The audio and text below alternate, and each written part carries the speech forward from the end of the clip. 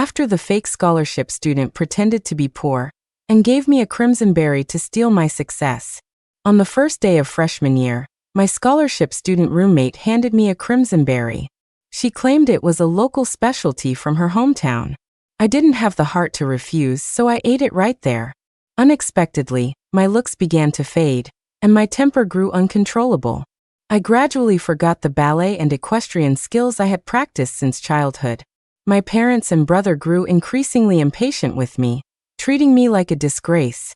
My roommate, on the other hand, saw her figure and looks improve by the day. She had never touched a piano, chessboard, or paintbrush, yet she mastered them instantly, becoming the undisputed campus queen. Even my parents couldn't stop praising her. Finally, I discovered that every single one of my roommate's test scores matched my projected grades exactly. I couldn't help but confront her, only to overhear my parents discussing it with her. Bella truly is our biological daughter. With just one achievement-stealing spell, she easily took back everything that belonged to her. That was when I realized the fruit my roommate, Bella, gave me wasn't some local specialty at all. And Bella wasn't an ordinary poor student. She was my parents' biological daughter, whom they had found long ago, but hid beside me disguised as a scholarship student. Unwilling to accept this, I tried to confront them, but my brother ran me down with his sports car, killing me on the spot. When I opened my eyes again, I was back on the day Bella offered me the crimson berry as a hometown specialty. You like stealing people's achievements, right? Steal away. This time, I'll make sure you steal until you choke on it. At the start of freshman year, my parents insisted I live on campus, claiming I needed to experience the school atmosphere. After standing at attention all morning for orientation drills and organizing my luggage, a red berry was suddenly thrust in front of my face. Hi, this is a specialty from my hometown. It's a gift. Please don't despise it, okay? The voice was timid, as if she were terrified I would refuse. I froze for a moment, looking up to meet Bella's cautious gaze. Her face was pale, and her eyes darted away the moment they met mine, as if I were some kind of monster. In my past life, she acted the exact same way. Before I could even speak, I had already been branded a bully. Sure enough, this time Sophie, the roommate sleeping opposite me, eagerly chimed in. Hey princess, we're going to be sleeping in the same room for 4 years. You wouldn't refuse to give us even a little face, would you? Exactly, the other roommate, Sarah, added, backing her up. Or is the princess too high and mighty to look at us normal people? I was raised by my grandfather. Grandpa Vance always taught me never to look down on anyone. He said that ordinary people from modest backgrounds are often more sincere than the wealthy. It's just that sometimes their pride is much more fragile. So in my last life, seeing Bella's timidity, I immediately took the berry and ate it. The fruit was small and melted in my mouth. But I never imagined that this tiny fruit would completely alter the trajectory of my life.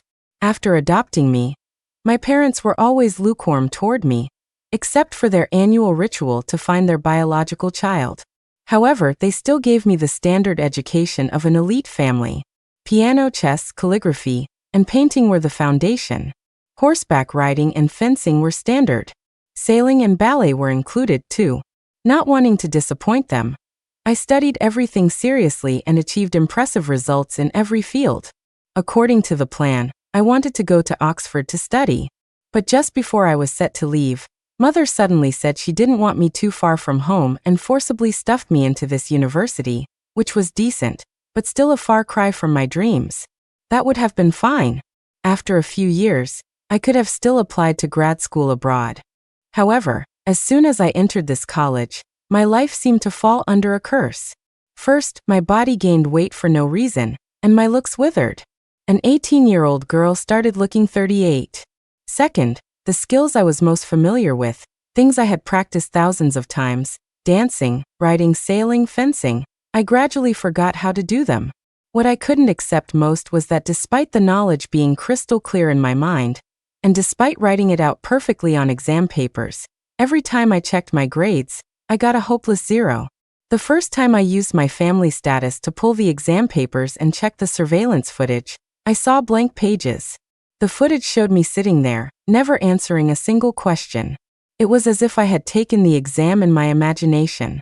Unwilling to give up, I repeatedly requested checks and reviewed the footage, annoying the student council and the proctors to no end. They even whispered behind my back that I was crazy, that ugly girls always stir up drama. In stark contrast to me was my roommate, Bella. She went from being a dark, tacky girl from the sticks to a radiant, watery-eyed beauty. Her figure became extraordinarily good, tiny waist, perky curves, and she effortlessly took the title of campus queen that year. At the same time, she actively joined school clubs and showed unprecedented, high-level talent for things she had never touched before. She mastered everything instantly. She quickly became the school's famous talented girl.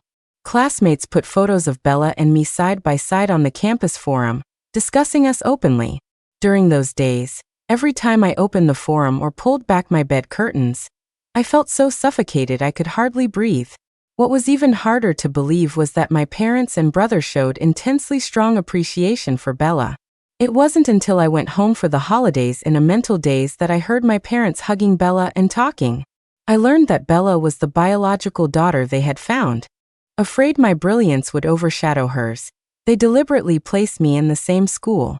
They made me eat that red berry to steal every achievement I had gained through countless hours of persistence and sweat.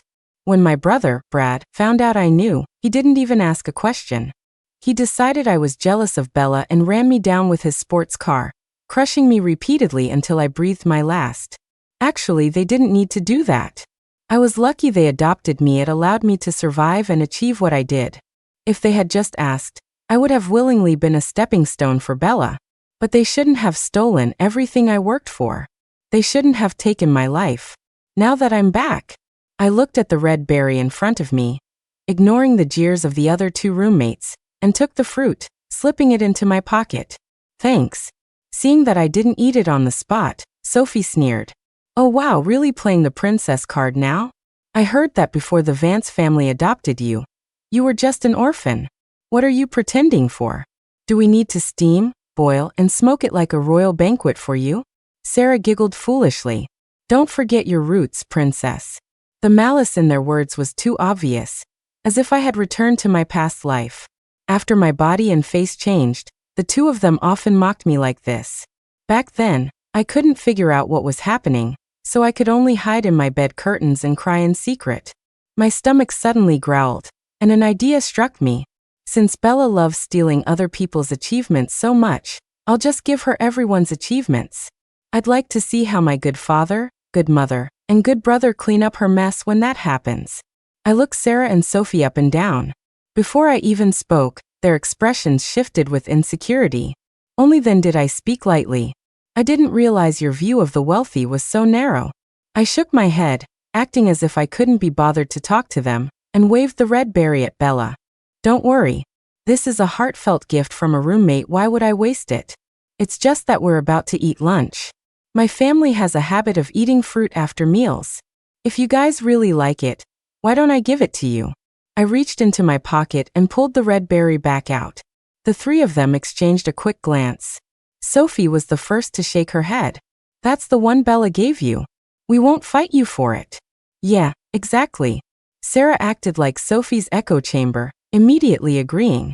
I forced a smile. Just as I expected, whoever eats this red berry will have their achievement stolen. Just then my phone buzzed. My good mother, Mrs. Vance, sent me a rare message, instructing me to unite with my classmates, be kind to others, and absolutely not use my family background to act recklessly. To this end, she righteously cut my allowance to $200 a month. She froze the card Grandpa gave me. She demanded I eat only in the cafeteria, calling it experiencing the life of ordinary people. In my past life, I was overjoyed by her rare, earnest advice. I immediately told her how well I was getting along with my roommates. Not only was I kind to everyone, but I also took on all the cleaning duties for the dorm. Later on, Bella and the others even threw their clothes at me to wash. I was also responsible for paying for the dorm's daily supplies. It got to the point where I often couldn't afford to eat enough. I had to lower my own standard of living. Because of this, I always assumed my skin changes, loss of looks, and ruined figure were due to a poor diet. Until I went home early due to illness and stumbled upon that scene. Until I died, and she stood over me, finally revealing a look of disgust and hatred. She said, "Everything of yours belonged to me originally. I'm just taking back what's mine." She was completely unaware that I was forcibly adopted by the Vance family. Just because I looked a little like her, they used my blood for annual ritual sacrifices just to find her. And I actually had 3 other families to choose from back then. So in this life, no one is going to manipulate me again. Freshmen were still exploring the area around the school, so most people were eating in the cafeteria. In the cafeteria, there was a special broth called focus soup, said to be developed by professors at the medical school. Rumor had it that drinking it would enhance memory and gradually improve knowledge retention. Because of this, most students at the school went to the cafeteria every day to get focus soup. I planned to put the berry in the focus soup. In my past life, these classmates constantly mocked me on the forums and looked down on me in person. I wanted to see if these people would still look kindly upon Bella after losing their own achievements. However, Bella and the other 2 stuck to me like glue. Sometimes they said the cafeteria was so big it scared them, other times they claimed their English wasn't good enough and asked me to order for them. I did everything they asked until we had eaten a few bites together. Then I clutched my stomach. Bella was observing my expression closely the whole time. "Avery, are you okay?" Acting as if I couldn't speak, I clutched my stomach and rushed into the bathroom. Bella followed me, handing me tissue, asking questions, trailing right behind me into the restroom. She didn't know that I have a weak stomach. If I drink soup before eating solid food, I usually get nauseous, vomit, or get diarrhea. This time was no exception. I turned around and delivered a solid deposit of processed grains into the toilet, successfully stinking Bella out of the room. Just as I slipped out quietly through the other door of the bathroom, Mrs. Vance called. I silenced my phone and slipped directly into the cafeteria's kitchen, grabbing a white lab coat to wrap around myself.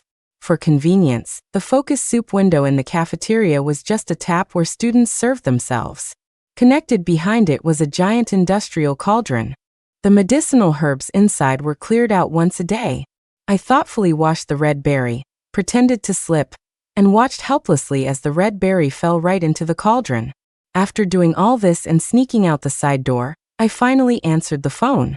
Mrs. Vance's scolding immediately rained down on me. "Where have you been? Why didn't you pick up for so long? Did you give the gifts I told you to give your roommates? Did you eat with your roommates? Did your roommates give you anything? Did you keep it safe?" I put it on speakerphone.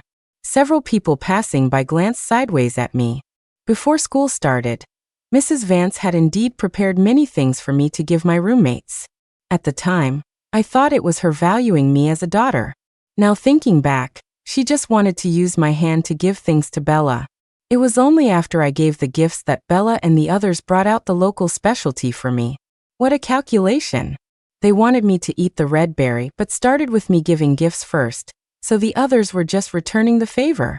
I couldn't refuse or not eat it. I suppressed the anger in my heart and put on a pained expression. "Mom, I ate something bad. I just came out of the bathroom. I can't eat right now. Can I skip dinner? I want to go to the campus clinic." Playing the victim? Who doesn't know how to do that? Sure enough, someone nearby immediately extended a helping hand. "Hey, you look terrible. Do you need help?" In front of strangers, Mrs. Vance had to say, Go. You've really been spoiled by your grandfather. Is eating ordinary food too much hardship for you? Apologize properly to your roommates when you get back." The people nearby looked weirded out, as if asking, "Why do you have to apologize to your roommates for being sick?"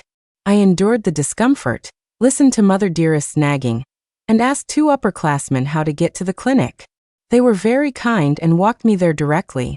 On the way, I apologized repeatedly for delaying their dinner and wasting their time.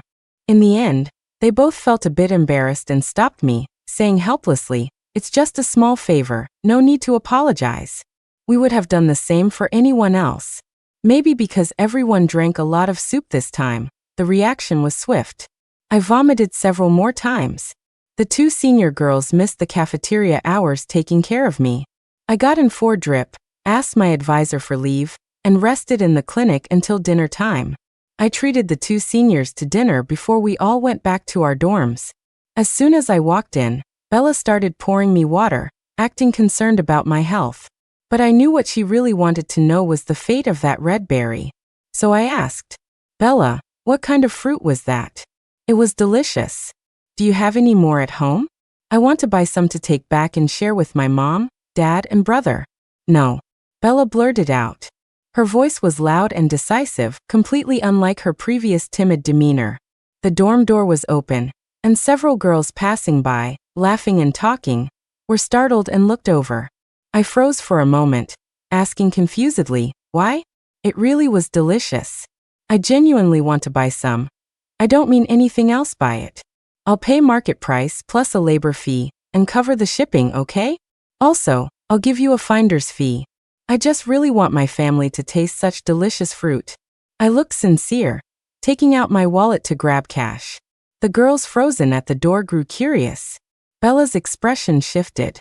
It took her a while to calm down. It's just out of season. Besides, the fruit is too small. It's hard to transport. It wouldn't be worth it for you." I looked enlightened, thanking Bella repeatedly, praising her thoughtfulness, and thanking her for considering my finances. Otherwise, I would have wasted a lot of money. After all, I only had $200 a month for living expenses now. Hearing that I only had $200, a girl at the door exclaimed in surprise, "$200? Is that enough? My family is just average, and my mom gives me $500 because she's afraid I won't eat enough or dress warmly and get bullied." I lowered my eyes at the right moment, my face pale from vomiting all afternoon. My mother says she wants to build my independence. They all looked at me with sympathy. That night, a post on the school forum shot to the top. "That gorgeous freshman next door, the one dropped off by a chauffeur?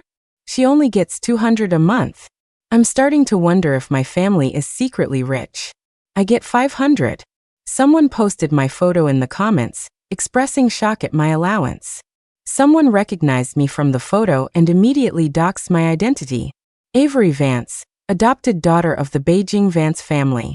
Master of piano, chess, calligraphy, painting, horse riding, archery, expert in everything. The awards I had won in various fields were listed out completely. You couldn't even scroll to the bottom in one go. Sophie screamed, asking me if it was all true. I nodded naturally, not mentioning the days and nights I spent practicing. Then, I caught sight of the veins bulging on Bella's hands as she gripped her desk, and the hateful glint in her eyes.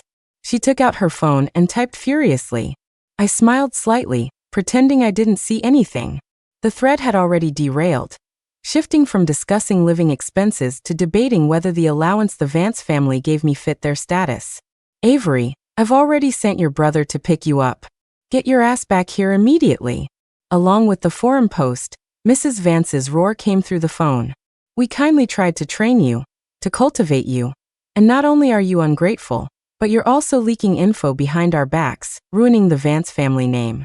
I've really given you too much leeway." I stood by the window. I didn't need to guess what awaited me back home. In my past life, since starting college, they only had the driver drop me off once. After that, I took the bus for every trip home. I rarely even took a taxi, because I had no money. They called it cultivating me, training me.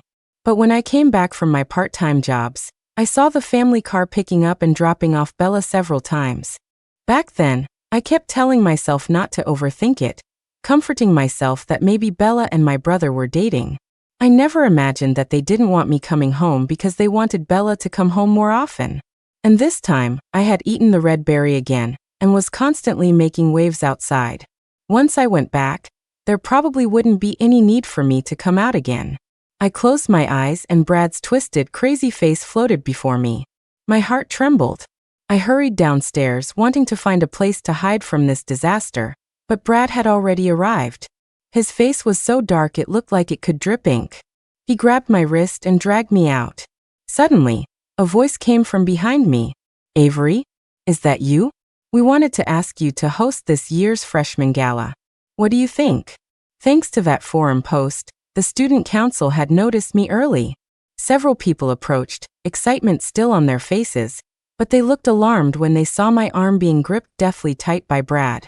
I pursed my lips, looking up with a pitiful, tear-stained face. Brother, can you take a little less blood this year? I also want to find the real Miss Vance quickly, so she doesn't suffer out there. But taking blood from the heart, it really hurts too much. Moonlight, a crying beauty, the student council members who came to find me were all shocked. Heart blood? Why take blood from the heart? What is the Vance family doing? Didn't they say Avery is their adopted daughter? Is this how you treat an adopted daughter? Isn't an adopted daughter's life a life too? Actually, in my past life, starting from this year, the Vance family stopped taking my heart blood and handed it over to a master to perform rituals. But back then, I thought they had given up on me, and I felt bad about it for a long time, trying everything to be a good daughter and honor them. Brad's face turned even uglier as he glared at me. What nonsense are you talking about? I coordinated with a tremble of my shoulders, my voice thicker with tears. Brad, please. The area over the heart isn't a place easily shown to others. Perhaps fearing gossip, the Vance family always prepared excellent scar cream for me. So for years, the scars on my chest were never discovered. I was dumped by Brad at the foot of the dorm building. Under the public gaze, if he forcibly took me away, it would be tantamount to confirming the Vance family abused their adopted daughter. Several student council members wiped sweat from their foreheads, firmly telling me I should call the police rather than let the family manipulate me. I gave a bitter smile and shook my head. With this, several more posts about me appeared on the forum. People even started creating conspiracy theories about how I learned so many things and won so many awards. My overly slender figure and perpetually pale face became their strong evidence. Mom, Dad, and Brad all sent messages and called to curse me out. Mrs. Vance even threatened to cut off my allowance entirely. I simply put these abusive calls on speakerphone, playing them publicly in the dorm, which naturally earned a hidden smile from Bella. She continued to follow me every day, urging me not to take my parents' words to heart. She said my parents just loved the real Miss Vance too much. I smiled and said nothing. The old me might have been heartbroken hearing these words. But now, I really didn't care. Because I knew perfectly well that their love had nothing to do with me. Soon Bella couldn't stay calm either. The host for the freshman gala skipped the selection process and was confirmed directly as me. In my past life, it was during this gala that I started to feel powerless. Lines I had memorized perfectly seemed to drain away when I stood on stage, and I nearly forgot my words several times. But this time, I walked onto the stage with my partner, speaking eloquently, radiant and poised, winning a house full of applause. The posts on the forum shifted again. Some were sour, some envious opinions varied wildly. But quietly, another type of post began to creep onto the forum. People describing their own mental state. Sometimes good, sometimes bad. Everyone was distressed. Meanwhile, at the desk next to my bed, Bella was staring into a mirror in a daze. This was her new normal. She spent at least 2 hours a day looking in the mirror. Sarah noticed it too. She stared at Bella for a while, then suddenly said, "Bella, your skin tone is so weird lately. One minute it's freakishly pale, the next it's scary dark. And why are your pores so huge today? They're almost as big as my mom's." Bella whipped her head around, her gaze icy. Sarah jumped and shut her mouth immediately. After a long while, Bella suddenly spoke in a sinister tone. "Avery, did you really eat the red berry I gave you?" "Of course," I said. "Didn't I ask you to get me more? Did you forget? You really ate it?" Bella stared at me. "Why? Do you regret giving it to me?" "Too late now. If you want it back, you'll have to go look in the school septic tank." Not long after, Mrs. Vance, who had been cursing me for days, sent another message. She told me not to be rude to my roommate. I swiped it away, ignoring it completely. But starting that day, Bella began trailing me closely again. She also kept buying food and drinks to give me. Of course, I refused. The excuse was ready-made. "I have no money, I can't pay you back." She chased me, trying to force them on me. Eventually, I just practically lived in the library. Not long after, Mrs. Vance actually transferred another $500 to me. She told me to be a generous host to my classmates. I took the money, turned around, and found a work-study job serving food in the cafeteria. Soon Bella didn't have time either. She signed herself up for 12 school clubs in one breath. I served food for over a month as the weather turned cold.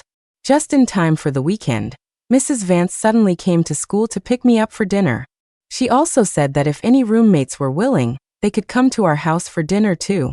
I was adopted by the Vance family at 8. In the 10 years since, the number of times I sat at the same table with Mrs. Vance for a meal could be counted on one hand. The number of times she actively picked me up for dinner, or cared about my classmates or friends. 0. If this wasn't a trap, I'd eat my shoe. As for the purpose, it was obviously because my body hadn't changed, while Bella's body had changed too much. I pulled up a notice from the cafeteria work group chat and shoved it in front of Mrs. Vance. Recently, there are suspicions that the cafeteria food isn't clean, so we have to do strict hygiene work. I don't have time. Yes. Recently, more and more posts on the forum about feeling stupid were popping up, and people were starting to suspect the cafeteria. Mrs. Vance probably never expected I would refuse. Her face immediately turned nasty. Avery, I am your mother. Do I have to beg you just to come home for a meal now? Her voice wasn't quiet, instantly attracting the attention of many people. I immediately jumped into character, kneeling right at her feet, going for maximum pity. Mom, please don't be mad. I'll go home with you right now. You can take as much heartblood as you want. Please just don't be angry. My eyes were misty, my shoulders trembling. Mrs. Vance froze, her face cycling through green, red, purple, and white. She really wasn't a good actor. Or rather, she never allowed me to step outside their control. So when she opened her mouth again, it turned sinister. Avery, think clearly. If you don't come back this time, don't ever come back. Bella appeared out of nowhere. Avery, even if you're dissatisfied with your adoptive parents, that's still your home. They're the parents who raised you. Hurry up and apologize. Auntie will definitely forgive you. She must have absorbed someone's achievement today because her makeup skills were god tier, almost making her look like a fairy. I was surprised for a moment before recognizing her. Bella, how did you turn out like this? Didn't you say you've never worn makeup before? How are you so good at it? Oh, why are you talking about me? Bella said, feigning helplessness. Hurry up and apologize to Auntie. Mom, I lowered my head meekly. It's not that I don't want to go home with you. It's just that the knife stabs really hurt too much. Can I give a little less blood this year? I suddenly pulled open my shirt. The layers of knife scars over my left breast were exposed to everyone. It hurts every time I breathe lately. It really hurts. My tears fell again. Bella froze. Mrs. Vance was dumbstruck. She never imagined I would strip in public. And the schoolmates who had gossiped about me countless times stared dumbly at the scars on my chest, frozen. Until someone suddenly jumped up. Holy shit, that's murder. Stabbing the heart to take blood? That is straight up attempted murder. Like a sudden clap of thunder, everyone snapped out of it. I quickly covered my chest, shaking my head repeatedly, tears flying. No, it's not. My mother just loves her biological daughter too much. It's over. The Vance family has brainwashed this kid stupid, someone gasped. Look at those scars. They've taken it so many times. She just said it hurts to breathe. Med school. Is there anyone from med school to take a look? Someone shouted. Someone rushed over, dropped a stack of books and papers next to me, and grabbed my wrist to check my pulse. Mrs. Vance finally snapped out of it, her face iron gray. I raised you, and this is how you repay me? She stormed off directly. Mom. I immediately brushed off the person checking my pulse and chased after her, trembling.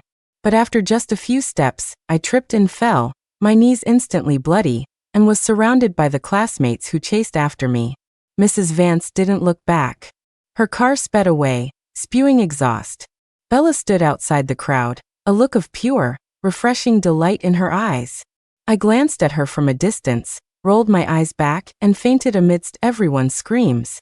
I became a living case study for the medical school. After learning about the situation, the school administration communicated with me specifically to ask if I needed the school's help to assert my rights. I shook my head and refused. I stated that although the Vance family adopted me without my consent, they had raised me for so many years, and I needed to have a grateful heart. This statement somehow got leaked online, and people lamented that the Vance family had raised me into a fool. The Vance family business spanned many industries and had many fans. Many didn't believe it. But after my schoolmates saw the posts, they immediately began rallying for me. Amidst the diverse opinions, Bella suddenly glanced at me and said, "Avery, isn't this bad?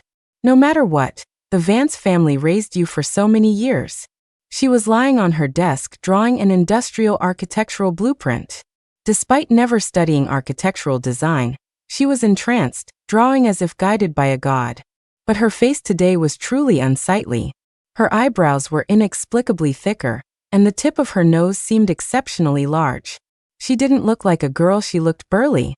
Yet her figure was completely different. Her chest was huge, her butt incredibly perky, but her legs were extremely muscular. Any way you looked at it, she looked distorted. I lay on my bed stretching my legs, scrolling through forum posts wailing about lost talents. I pointedly said, "Bella, since when can you draw architectural blueprints? It's like the talent of that senior in the forum post just jumped into your body." Bella's back stiffened instantly. She stammered, "How? How is that possible?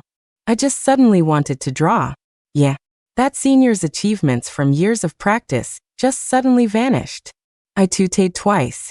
And this other senior, his invincible kickboxing legs, practiced since childhood, are gone too. Bella went silent. I curled my lip. In my past life, I was used to seeing her strut around arrogantly. I didn't expect her actual psychological resilience to be this weak. The school conducted investigations across various majors, but couldn't find the reason for the sudden disappearance of students' hard-earned skills. Even more terrifying was that the number of students losing their achievements was increasing. Even several professors suddenly forgot the results of years of research.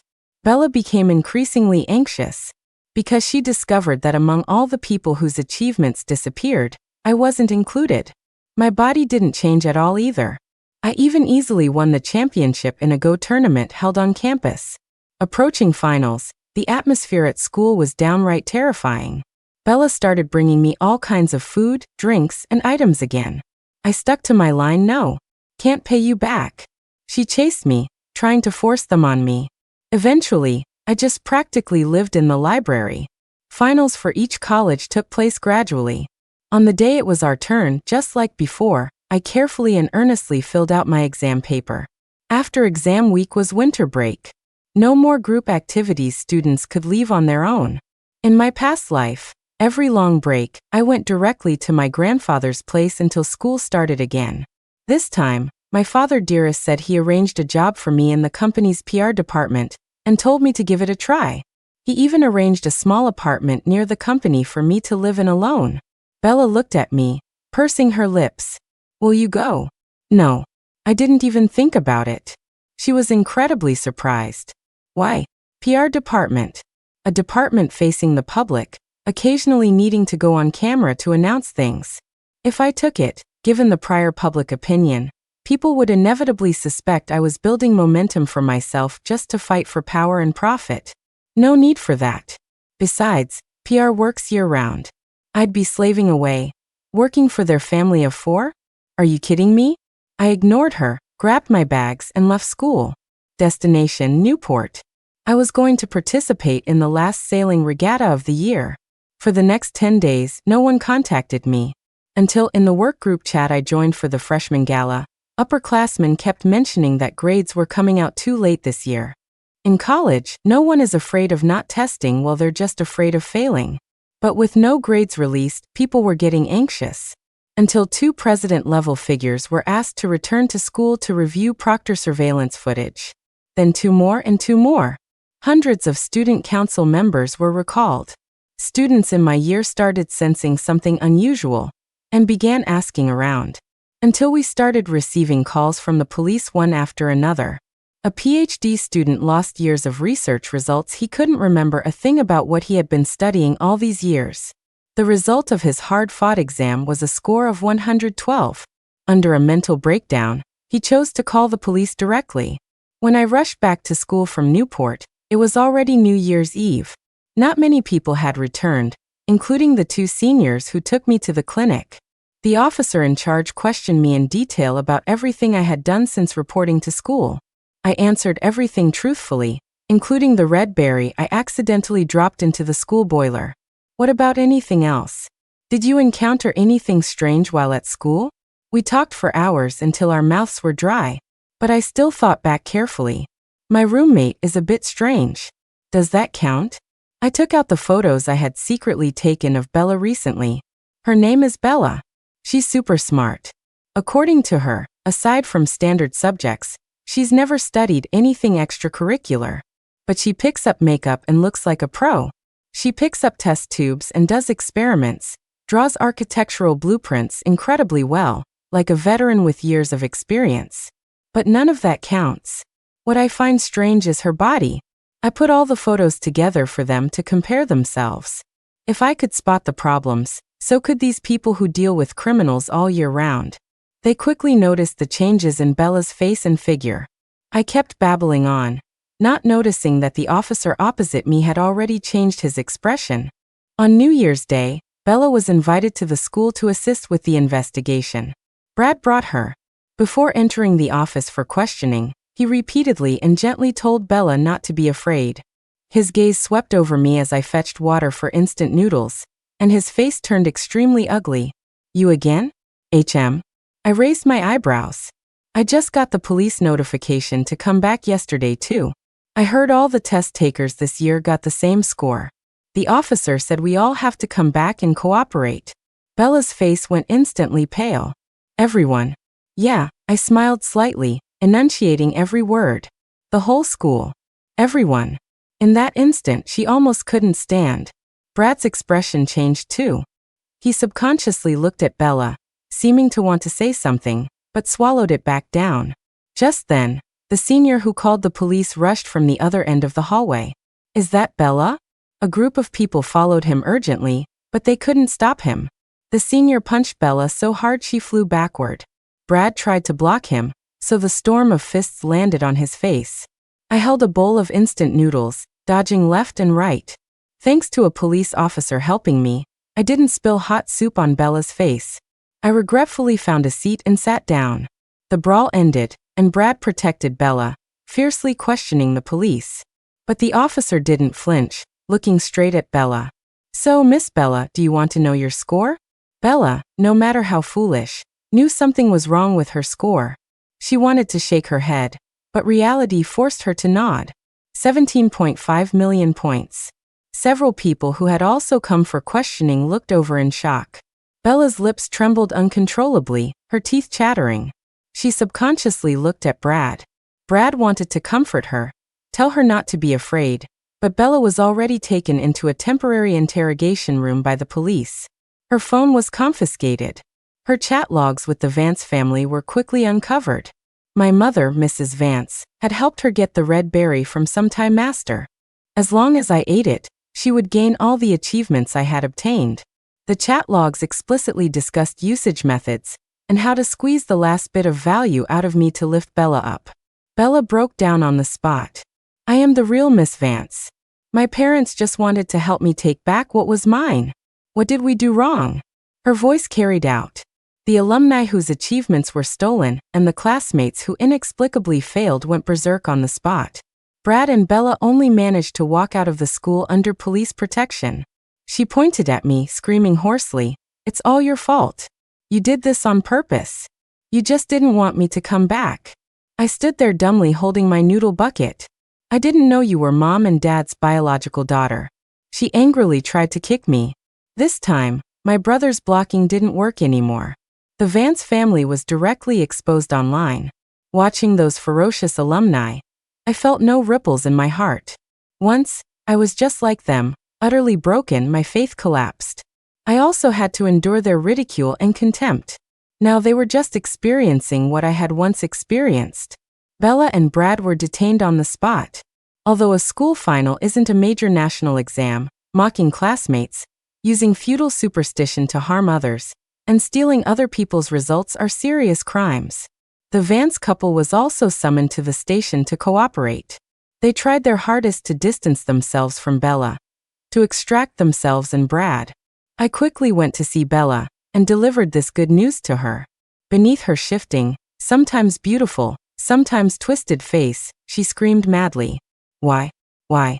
I finally learned that at first, she was like every timid real daughter found and brought home, only daring to extend her feelers cautiously. The Vance family spent so much time cultivating her fearless confidence. Especially Mrs. Vance. The idea of achievement theft, of stealing everything from me to give to Bella, she came up with it. I thought about it and decided to give poor Bella a hand.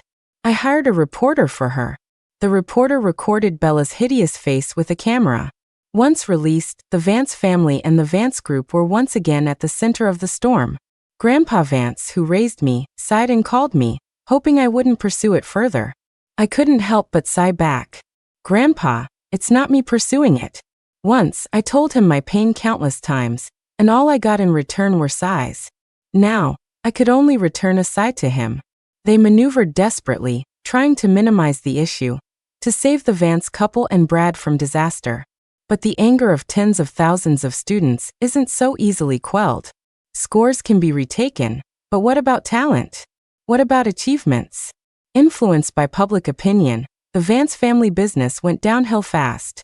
I took the opportunity to sell my previous stocks and bought Vance Group shares at rock bottom. The police had to issue a statement revealing the Vance family's actions and stating that they were already thinking of ways to help the students whose achievements were stolen find a way to recover. The family of 4 would pay the legal price. The school, coordinating with the announcement, released the semester's grades. Learning that Sophie and Sarah failed, their parents nearly beat them to death. Not long after, the prosecution won a total victory.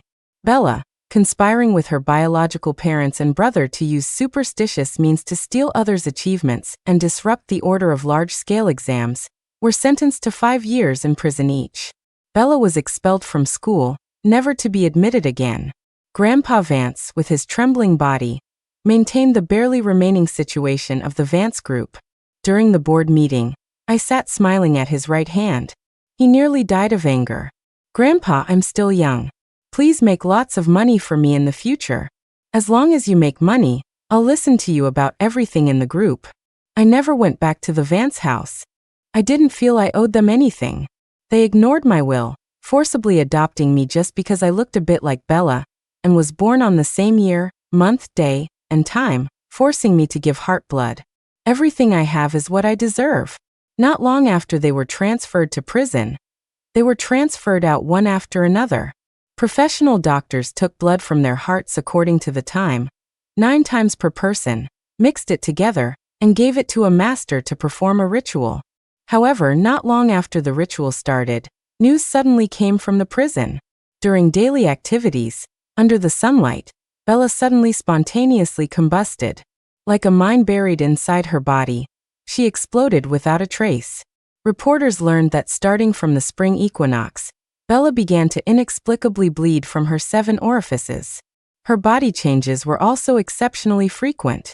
Sometimes she could change faces several times a day. Spring was bright. With Bella's explosion, the school atmosphere gradually returned to normal. Those desperate, broken voices gradually faded away. Sighing at my good fortune, I continued to focus on filling out the application form in front of me.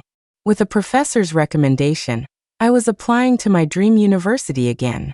On the day I left, I received news about the Vance family one last time. The Vance couple and Brad, weeping bitterly, begged for my forgiveness. They regretted it. Regretted finding Bella. Regretted being so cruel to me. I asked around and found out that due to the cycle of karma, they inexplicably began to experience changes in their faces and bodies. However, what did any of that have to do with me? Starting over, I have no regrets. Now the world is wide, and I'm going to enjoy it. Likewise, I hope the Vance family can enjoy these new changes too.